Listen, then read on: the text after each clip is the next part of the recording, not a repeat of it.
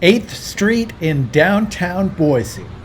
It's as far away from farm country as it gets.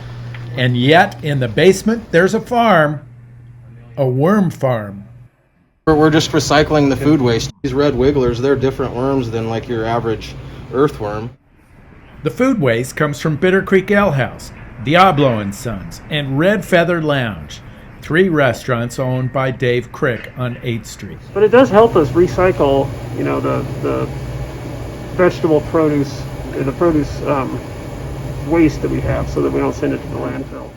The worms are housed in 2 bins that are each 8 feet long, 4 feet wide, 2 feet deep, and are fed vegetable scraps and other produce waste, along with spent grains from the beer brewery.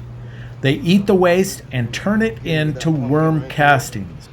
We're just recycling the food waste. You get, you peel a carrot, you shred it, you cut off the end. Same with celery, heads of romaine lettuce, eggshells when you're peeling hundreds and hundreds of hard-boiled eggs to put on sandwiches, and the list just kind of continues and goes down. Over the course of the week, we save all of that stuff. We just put it in a big, giant trash bin, a big Slim Jim, and then once a week we process all that food. Once we process that food, we come in here, we tear back a layer of all this paper, and we just put it right on top, put some paper right back over the top of it, and let the worms go to town on it. And they can probably go through about 150 to 200 pounds of food waste a week. Worm casting fertilizer is prized by gardeners and sold in the farmers market, but the operation is not a moneymaker, as the goal is to be more ecologically responsible.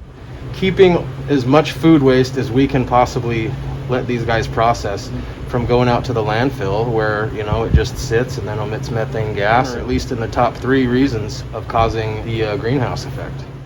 The urban worm farm, turning leftovers into prize fertilizer, and another Idaho ag success story.